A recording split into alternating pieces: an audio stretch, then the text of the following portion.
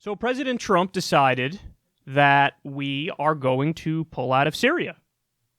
Now, he announced it yesterday on Twitter, apparently without talking to any of the people in his cabinet. And that's concerning because he's done this before, and then come to find out a few days later, they were like, yeah, you know that thing that he said that we were going to do on Twitter? It turns out we are not really doing that.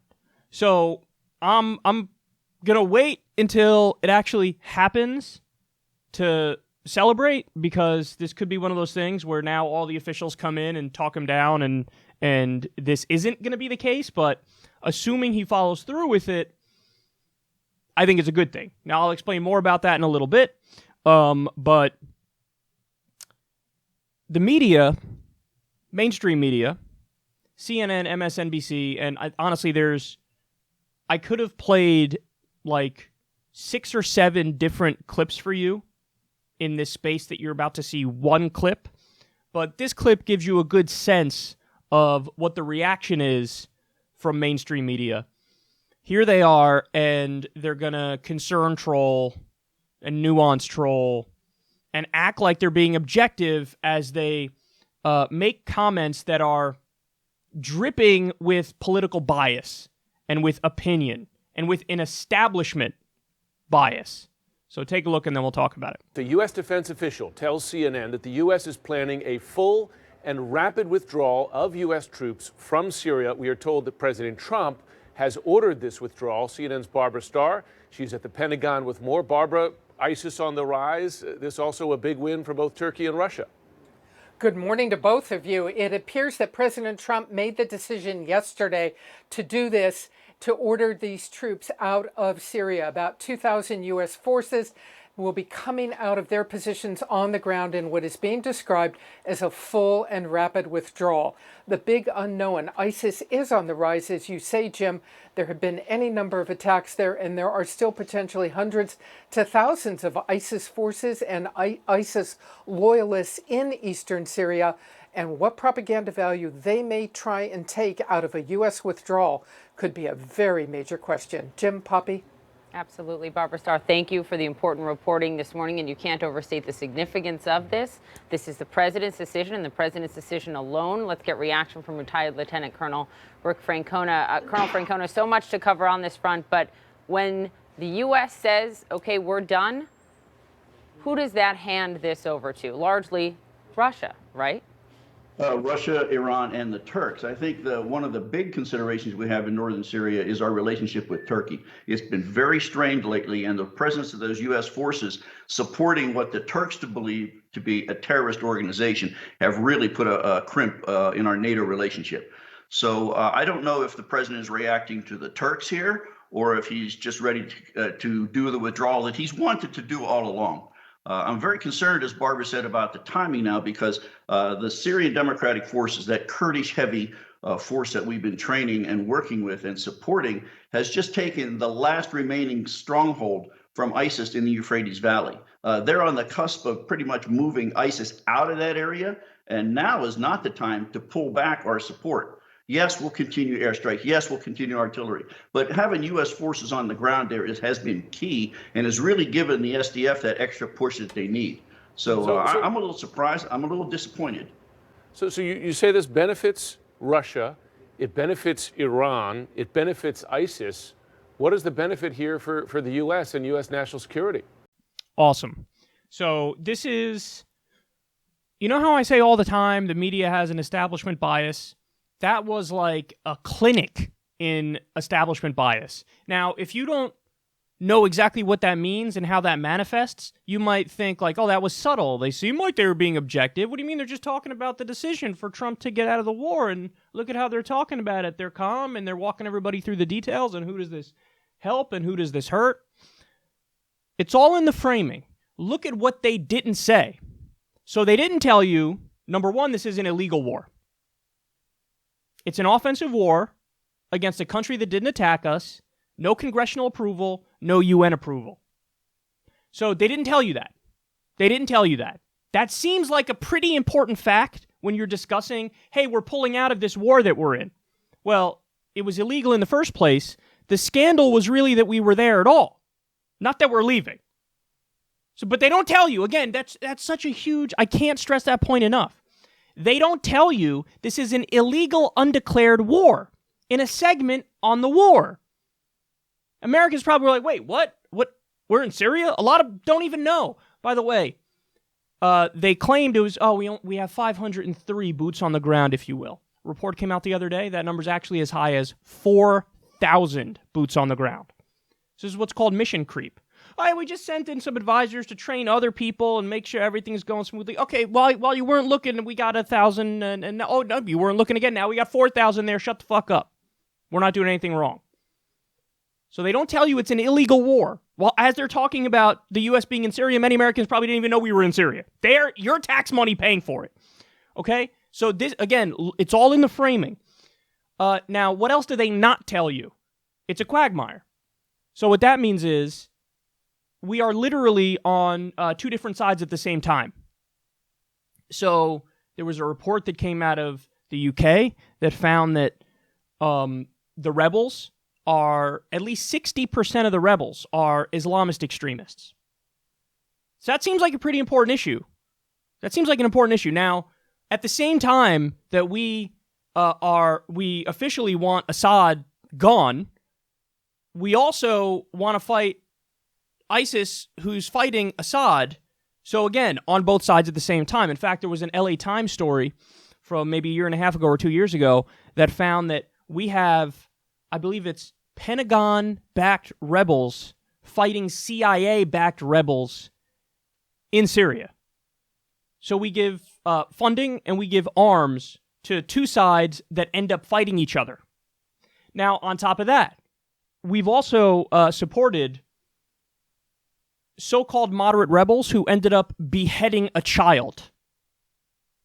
Again, this is all stuff that has been reported in print outlets, totally ignored by mainstream media. Totally ignored by mainstream media. Now, let me ask you a question.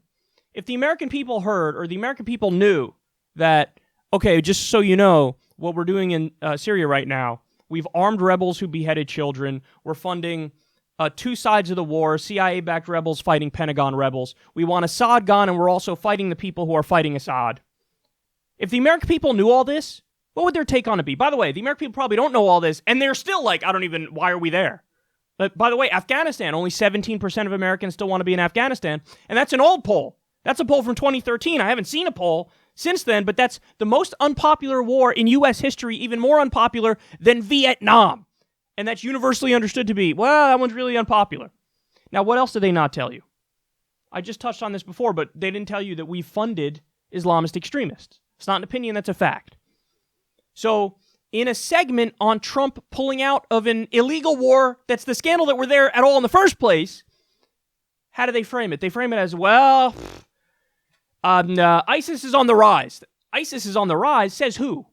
Says the Pentagon, says the State Department, after they heard, oh, shit, Trump's pulling out. Quick, let's go to our lackeys in the media and tell them, I don't know, ISIS is on the rise. What are you doing? By the way, what happened? It was not even a year ago that they were screaming about how we need to be in Syria because we got to keep Assad in check.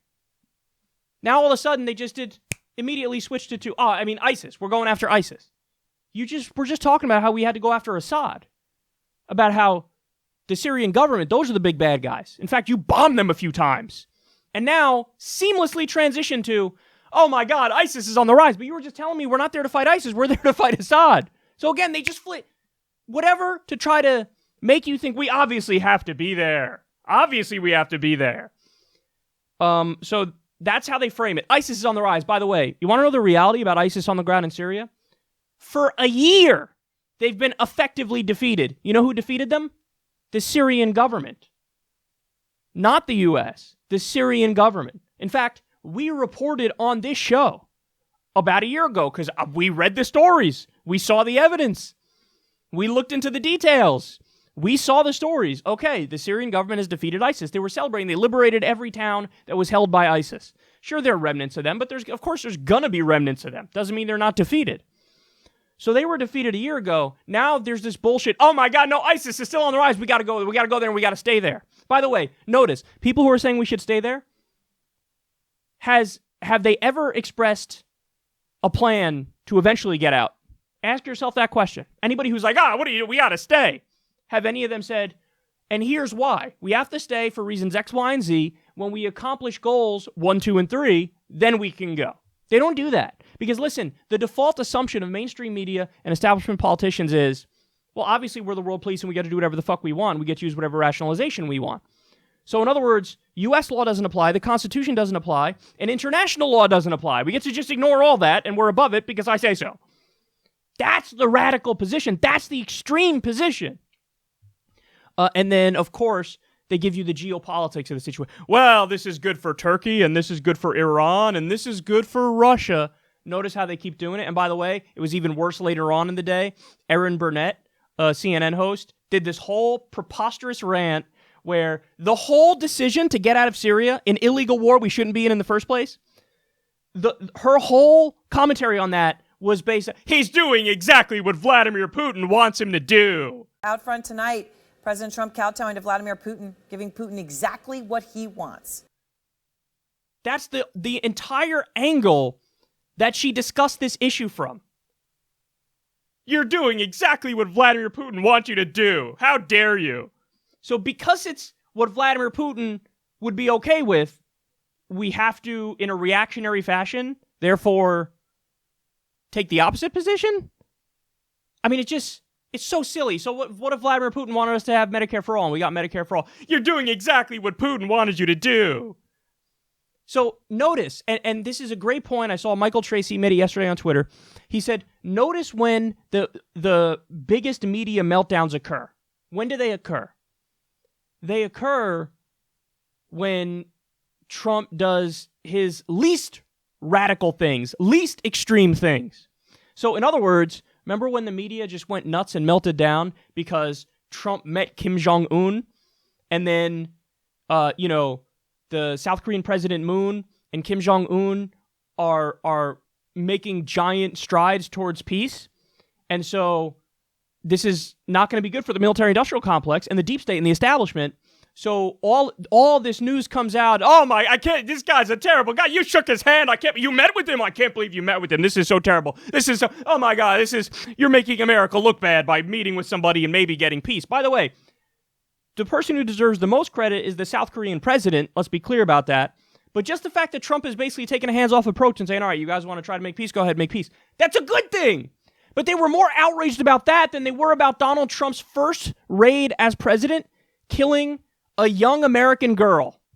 You probably didn't even know that was the case. A lot of people don't even know that was the case. Donald Trump's first military act as president was a botched raid that killed a young American girl. There wasn't 1/10 the outrage on that front. Donald Trump increasing drone strikes 432%, ramping up civilian casualties. That's the scandal. There's a scandal. Get mad about that, media, but they don't get mad about that. They don't even talk about it. I've never heard a mainstream media outlet talk about that, ever. But what are they mad about? Oh my God, we might get peace with North Korea, and oh my God, we're getting out of an illegal war we shouldn't have been in the first place. Oh my God.